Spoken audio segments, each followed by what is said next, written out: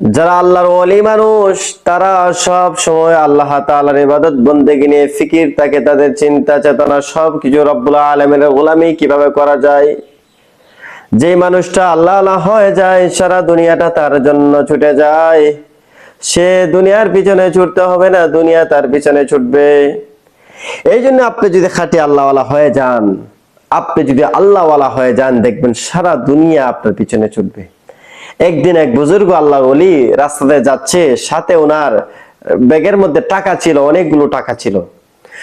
এনে যখন টাকা নিয়ে যাচ্ছে তখন এক চোরের নজরে পড়লো। চোর এই বুজুর্গের পিছনে পিছনে ছুটতে লাগলো, হঠাৎ ব্যাগ থেকে টাকা নিয়ে গেল। ওই বুজুর্গ আল্লাহর ওলির কাছ থেকে সমস্ত টাকা নিয়ে গেল চোরে। আর এই আল্লাহর ওলি ব্যক্তি উনি কি করলেন, উনি জিকিরে ফিকিরে চলতেছে, উনি উনার গতিতে চলতেছে। আর আমরা যদি হইতাম, আমাদের টাকা নিয়ে গেছে, আমরা পেরেশান হয়ে যেতাম যে টাকা নিয়ে গেছে, হাই টাকা নিয়ে গেছে, কিভাবে বের করি।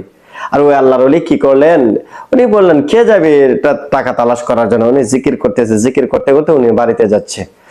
আর ওই দিক দিয়ে চোর লোকটি যে টাকা নিয়েছে, ওই চোর লোক যখন রাস্তায় হাঁটতেছে বাড়িতে যাওয়ার জন্য, তার রাস্তা তো আর কমে না, মানে হাঁটতেছে, অনেকক্ষণ হাঁটার পরে দেখা যায় মানে উনি জায়গায় রয়ে গেছে। এটা কিসের মধ্য থেকে হলো? এটা ওই আল্লাহর ওলির কারামতের মাধ্যমে হয়েছে। আল্লাহর ওলি ব্যক্তি উনি টেনশন না করে উনি শুধু জিকির করতেছে, জিকির করতেছে।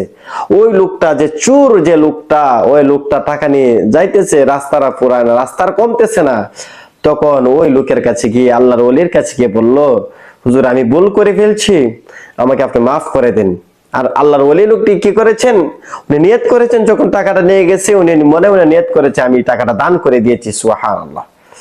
আর ওই চোর লোকটি ওই ওলির কাছে গিয়ে মাফ চাইল, হুজুর আমাকে মাফ করে দেন, হুজুর আমি ভুল করে ফেলছি, আমাকে মাফ করে দেন, টাকাগুলো নিয়ে নেন।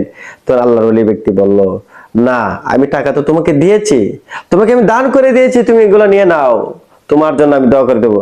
তখন খুলে মূল ঘটনা খুলে বললো, আল্লাহর ওলিকে খুলে বললো, হুজুর আমি যখন টাকা নিয়ে আমি বাড়িতে যাচ্ছি, আমার রাস্তার কমে না, আমি হাঁটলে সারা দিন দেখি, হাঁটার পরে আমি জায়গায় থাকি। আল্লাহর ওলি ব্যক্তি বললো, আমি তোমাকে দোয়া করে দিয়েছি। এই ঘটনা থেকে আমরা বুঝতে পারলাম আল্লাহর ওলি যারা, আল্লাহর ওলি যারা, তাদেরকে আল্লাহ তাআলা এমন ক্ষমতা দিয়েছেন, সুবহানাল্লাহ। এবং তারা দুনিয়া নিয়ে ফিকির থাকে না, তারা আখিরাতকে নিয়ে ভাবে, তারা উম্মতকে নিয়ে ভাবে, তারা পরকাল নিয়ে ভাবে। আর যারা আল্লাহর ইবাদত করবে, যারা আল্লাহর গোলামি করবে, গুনাহ ছেড়ে দিবে, আল্লাহ তাআলা তাদের মধ্যে ওই পাওয়ার দিবে, সুবহানাল্লাহ। এই জন্য আপনি আখিরাতকে নিয়ে ভাবেন, দেখবেন সারা দুনিয়া আপনার পিছনে ছুটে যাবে।